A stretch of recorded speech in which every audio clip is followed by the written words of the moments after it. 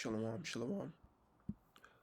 First and foremost, I want to begin by giving all praise and glory unto Yahweh, Bahashem Yahushai, Bahashem Recha Kodash. Double honors to the elders and to the apostles of Great Millstone, and enough respect to the brothers that they're pushing and spreading the gospel of Yahweh Bahashem Yahushai to the four corners of the world. Now, through the spirit and power of Yahweh Bahashem Yahushai, I just wanted to do a quick lesson on a topic of farming and famine, right? On famine and how it's inevitable. So the previous videos that I made, it pretty much touched on economic pressures, and it talked about what do you call it? It talked about how the government officials really are ineffective in trying to resolve the true problems that farmers face.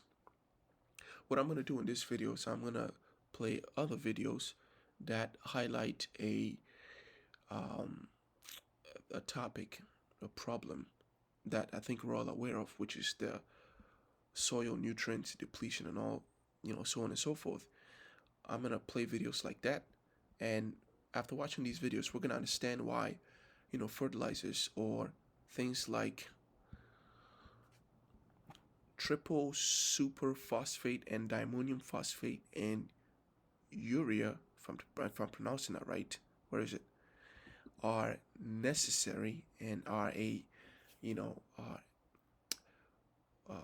they are not just like suggestions. If you want your plant to grow bigger and juicy and all these things, you can put these in it. These are necessary, right, in agriculture, as opposed to few decades back or even centuries when we didn't have these things. So what I'm gonna do is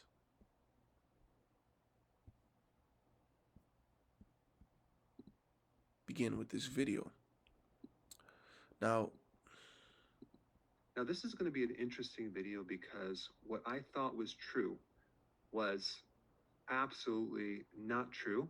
It was completely false. I thought one of the reasons why our foods were deficient in nutrients was because the soil was deficient in minerals. Okay, that's what I thought. But I recently found out that is absolutely not true. Our soils are not depleted of minerals. Okay, interesting book, Environmental Soil Chemistry, second edition. It's like $105, very, very expensive textbook by Donald Sparks. This is what he found. He did soil samples around the world, okay? He compiled all this data, and he found that the concentration of minerals of an average sample of soil demonstrated plenty of nutrients, okay? Now, this actually was a shocker, and I was like, at first, I'm like, this can't be. There's no way this could be. But let's go on. There's another document that I want to talk about. It was by Dr. David Johnson, and he's part of the Institute for Sustainable Agriculture Research, okay? And he did some interesting research. He demonstrated that the soils with the highest nutrients did not predict the best plant growth. Another piece of information that I was actually quite surprised. You would think that if the soil has the most minerals, it would produce the best crop, right? Or the healthiest plant. That's absolutely not true. What he did find, which will explain everything, is this. The best predictor of plant growth and plant health was the fungal and bacteria ratio. You see, as you use the farmland and you use pesticides and insecticides, what happens over time is you lose the fungal growth until your bacterial counts become higher and higher and higher to the point where you're 100% bacteria and no fungal. You see, fungus is a very important part of soil. It's part of the microbial flora that helps break down the rocks, the sand, and the organic material, and then makes the minerals available to the plant. It's both the fungus and bacteria that make minerals soluble. for the plant so it can be usable and exchangeable. And without those microorganisms, the minerals basically are locked up in the clay, in the sand, and the rocks. They're unavailable to the plant. And you need a ratio of 1 to 1 fungus to bacteria. And this is why a lot of farmers have to use NPK, the nitrogen, phosphorus, and potassium, because they can just give the plants, some quick nutrients to get them to grow, because there's very little microbial growth that is making the rocks available for that plant. Now, how does this relate to our bodies? Well, we need microorganisms in our gut to assimilate food. We need acid in our stomach to actually help absorb the nutrients from the food, to break down the proteins. Without the acid, we can't absorb minerals. We can't break down protein into amino acids. Without bile salts, we can't extract fat-soluble vitamins. Without enzymes, we can't break down the food to extract the micronutrients. And without friendly fungus and friendly bacteria, we can't actually break down the food either to extract nutrients into our body. And so a big mistake that people make is they go to the store, they buy their one-a-day vitamin, and they're buying basically the wrong type of vitamins. They're buying inorganic elemental minerals, for example, things that are like rocks or metals, and our body cannot pull those in. See, our bodies were meant to consume the plants and the animals that have already converted these minerals into minerals that we can absorb in our body. God, and that's very important, right? We need a middleman, and that's just something that is described as a trophic sphere. And matter of fact, I'm gonna look that up while I keep the video playing. And so this video is really just about emphasize the importance of the microorganisms, not just in our body, but in the soil that actually makes the food that animals eat to make us healthier. So stay tuned for more videos on this very interesting topic. It's actually trophic levels, and let me see.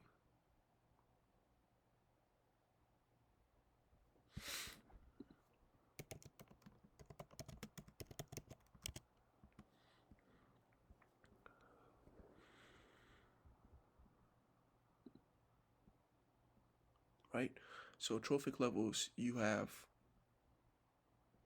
you know, producers, which are organisms that can take things from like the natural inorganic world, like the sun or rocks, and they are capable, more than capable than any of the organisms that are not like them, and they can what turn that into something beneficial for them.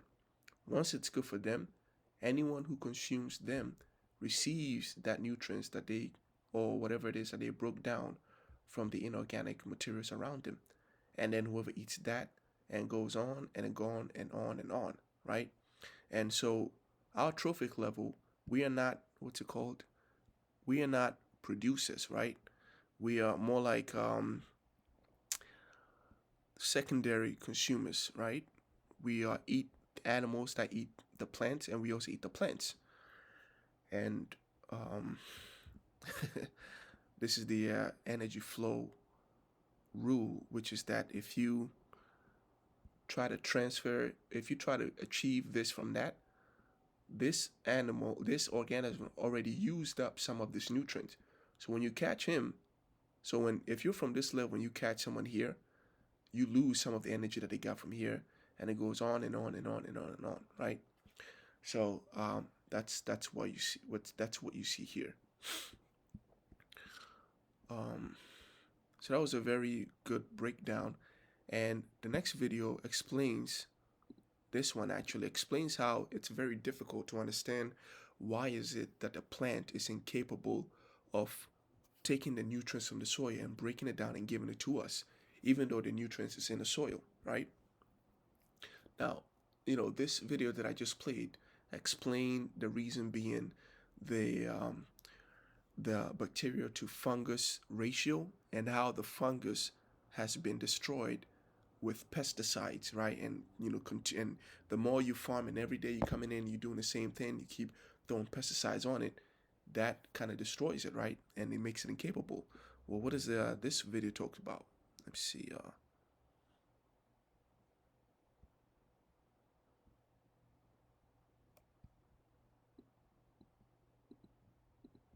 Is our food becoming less nutritious?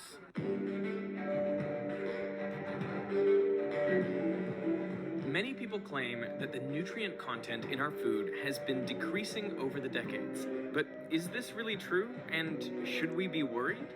A study published in 2004 looked at 43 different common garden crops and how their nutritional value had changed between 1950 and 1999. Now, what they found was that on average, the protein content of those plants decreased by about 6%.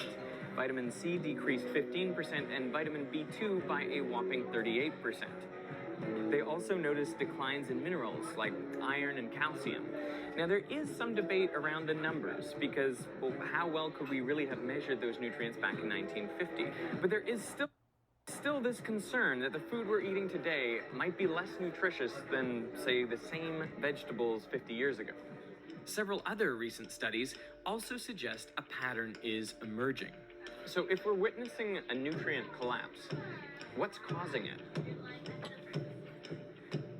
One factor that many people point to is depletion of the soils. Given plants draw their nutrients up from the soil, intense farming practices were thought to be the cause of nutrient depletion. If you look at micronutrients, things like minerals, well, there are decreasing levels in plants. But farmers have always put a lot of effort into maintaining their soils and using fertilizers to ensure that the plants have all the nutrients they need, which makes that argument less convincing. We're still getting big plants, and they wouldn't grow that well if they didn't have the nutrients they need in the soil. So why else might nutrients be declining? One possibility is that it's selective breeding. If you look at crops like corn today, they're barely recognizable when you compare them to their ancestors, the wild corn from which these were bred. Basically, since the advent of agriculture, we have been breeding our food crops for higher yields, for resistance to pests and changes in the climate. And by and large, we've been successful. Crops are now bigger and grow faster than ever before. But are they more nutritious? Maybe we've accidentally been breeding the nutrition out of our foods in pursuit of other objectives. Now, it's tough to really assess how big of a factor selective breeding is because we can't easily compare this produce to the same produce 100 years ago or 1,000 years ago. So we need something else to be able to determine whether it's selective breeding causing this decrease or something else. What would be really helpful would be a plant that has never been selectively bred. Where would you find one like that? Well, this is where weeds come in handy. In North America, there is a wildflower called goldenrod. It's an important source of protein for bees, but not humans, and so it has remained wild or untouched by selective breeding. But how would you know what goldenrod was like 100 or 200 years ago? The Smithsonian Institute have been keeping hundreds of samples of goldenrod dating all the way back to 1842. Using these samples, and samples they collected in 2014, scientists were able to compare modern goldenrod with goldenrod from over 100 years ago. And the results were astounding. They found that there was a 30% decrease in the amount of protein in the goldenrod pollen over that period. So if it's not selective breeding, what else has contributed to goldenrod becoming less nutritious over the last 150 years or so? One rather surprising idea was that carbon dioxide could play a vital role. Here we see in cross-section air. With its particles of carbon dioxide gas, enters the plant and makes its way into every living cell. CO2 is like plant food in the air. It basically increases the growth of all plants. Over the last couple of centuries, the level of CO2 in the atmosphere has increased a lot, from about 280 parts per million to over 400 parts per million today. Now that might not sound like a lot, but if you're thinking of it as plant food, we're talking about an increase by almost 50%. And we can see the impact from space. It's called the greening of the planet. Scientists have been tracking the impact of CO2 on plants via experiments called FACE, which stands for Free Air Carbon Dioxide Enrichment. There are experiments run by injecting more CO2 into the area where plant crops are grown, and they find that wheat and barley, rice and potatoes, they will grow faster if there's more CO2 in the atmosphere. But here's the thing, they don't necessarily become more nutritious. They simply put on more carbs. In other studies conducted in Japan and China, scientists pumped carbon dioxide into rice crops to simulate the kind of CO2 concentrations expected in 50 years' time. On average, protein levels fell by 10%, iron by 8%, and zinc by 5%. But a lower concentration of nutrients doesn't necessarily correlate with a decline in the plant's nutrient contents. It's called the dilution effect.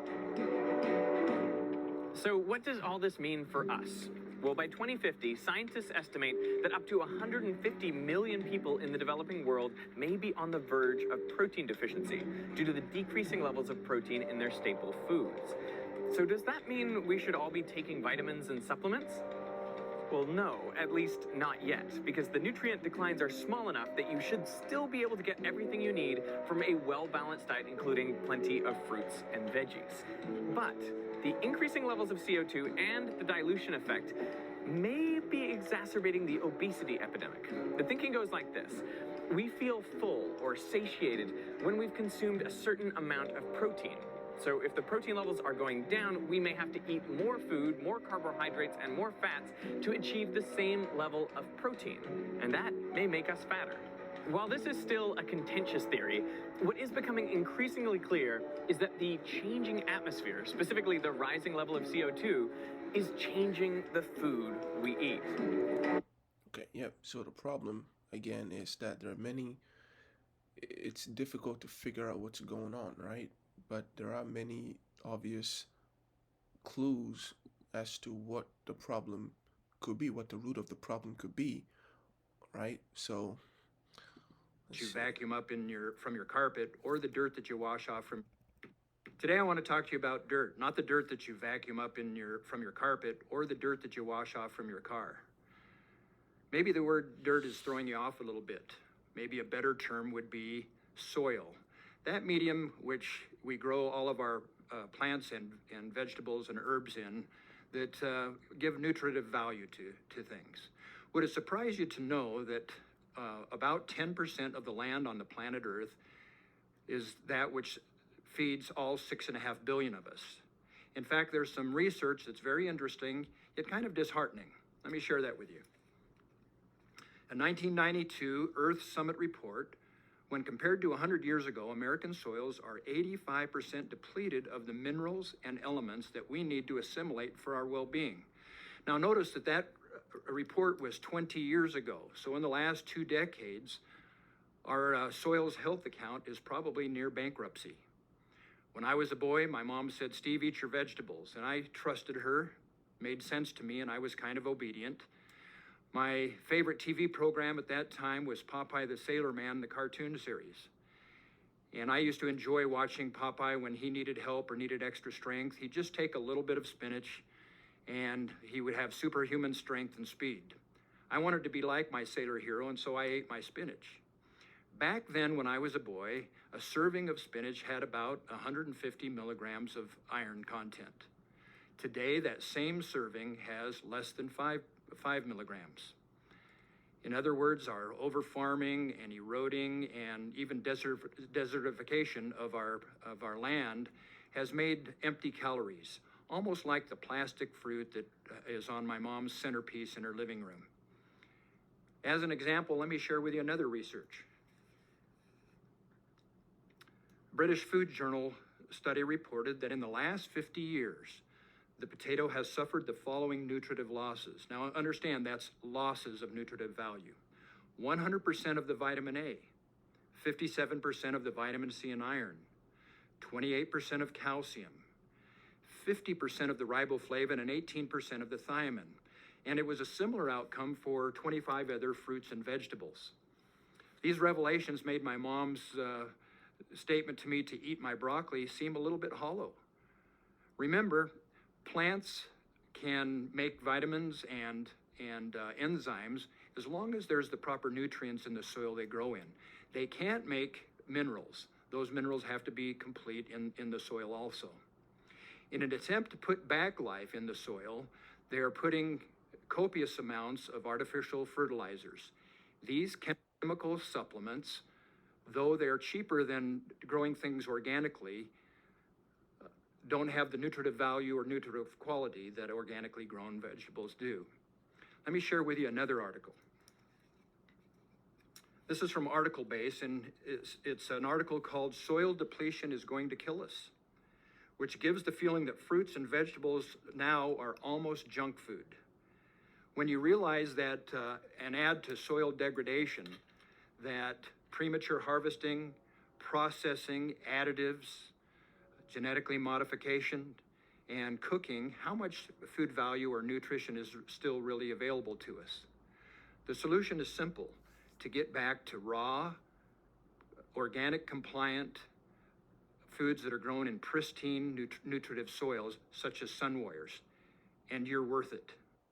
Okay, so again, this is a very it's a highly contentious topic as to what is the reason why the foods are not nutritious. Remember the first video that we saw, he said the based on which I went into it.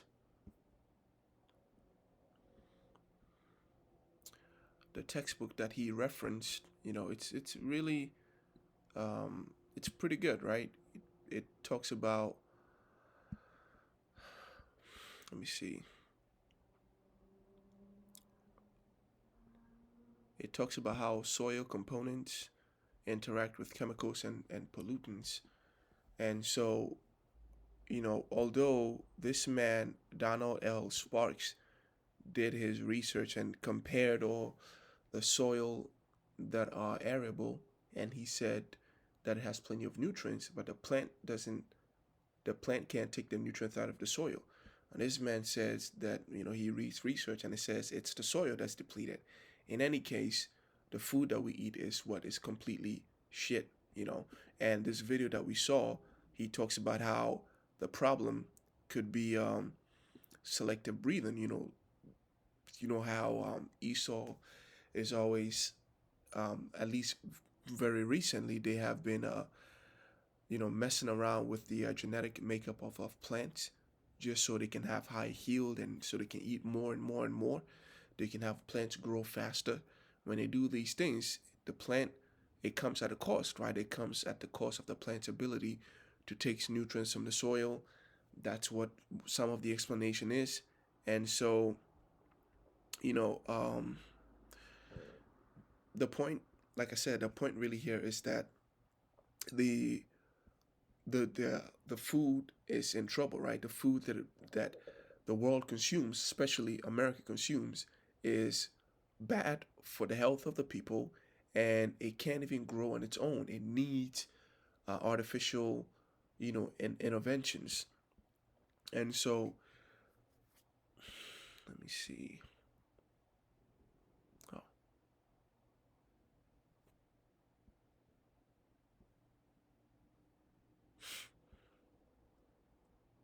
And so when you read this article and it tells you that, fertilizer prices are spiking up, they are damn near reaching the same point that they were in 2022 during the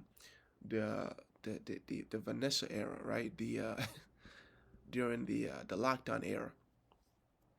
So you see this is getting worse and worse. So it says trade policies are also part of it. Trade policies and sanctions are playing an increasing significant role in a reshaping global fertilizer market. And so they need these things to grow the plants so that people can eat to live. But the manner in which they can get these fertilizers are difficult and expensive. And that is a concerning, and that is something to be concerned about. So let me end it right here on the book of 2nd Ezra, chapter, what was it? Oh, chapter 15, verse 57, it says, "Thy children shall die of hunger, and thou shalt fall through shall fall through the sword. Thy city shall be broken down, and all thine shall perish with the sword in the field. And they that be in the mountain shall die of hunger, and eat their own flesh, and drink their own blood, for very hunger of bread, and thirst of water." Right? When you scroll a little bit up, verse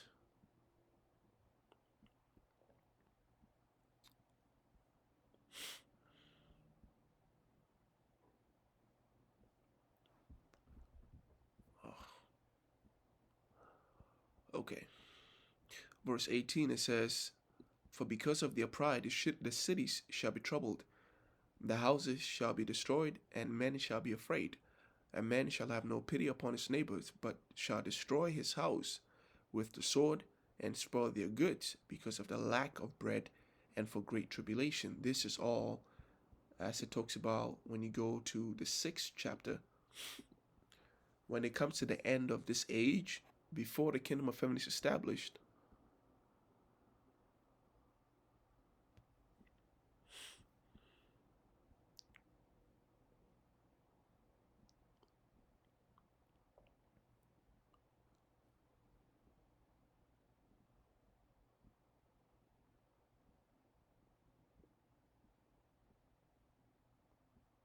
let's see. It says, "For Esau is the end of the world, and Jacob is the beginning of it that followeth," right? And so when it comes to that transition of the world, he says what it is said, and it said, "Behold, the days come that I will begin to draw nigh and visit them that dwell upon the earth, and I will begin to make inquisition of them, what they be that have hurt unjustly with their unrighteousness, and when the affliction of Zion shall be fulfilled. And when the world that begin to vanish away shall be finished, then will I show these tokens. The book shall be opened before the firmament, and they shall see all together." So in these last days, what's supposed to happen, right? It says, "And the children of a year old shall speak with their voices, and the women with child shall bring forth untimely children of 3 or 4 months old, and they shall live and be raised up." And this is all prophetic. These, untimely births, and these what's it called? These devices that they have in place to make sure that um, fetuses can live even though they're out of the womb, and allow them to grow, and all these. This is all prophetic. These are all signs that we're in the last days, right? The book of Daniel talks about how knowledge shall increase, and people shall move to and fro. In other words, they shall move around the entire world with ease, in a simple words, globalization. So it says, "And suddenly shall the sown places appear unsown, the full storehouses shall suddenly be found empty," right? And you're gonna have farmers losing their ability to farm. It could be economic pressure. It could also be that the people may exist. You can go downstairs. The people could exist, and someone may think to themselves, "Well, let me just take some of the seeds that I have from this watermelon, or these oranges, or let me see if I could plant these potatoes." And they're gonna find out that when they put these things in the ground, it doesn't grow. Or they may find out that when even though it grows, they're eating these things, and they find themselves getting sick and sicker because there is no nutrient in it. Whatever the case is, this is judgment that the Lord is bringing upon this place. All right? And it's a serious topic. Famine is a very serious topic, and you should be aware of them, not when it's at your front door, but before it happens, right? So with that, I'm going to end it by giving our praise and glory unto Yahweh, Bahashem Yahushai, Bahashem Rachakodash, Shalom Yahweh Shmeshai, Brakatham to you, Akims and Akwas that are listening in truth and sincerity. May the blessing of blessing be upon the house. And until next time, Shalom.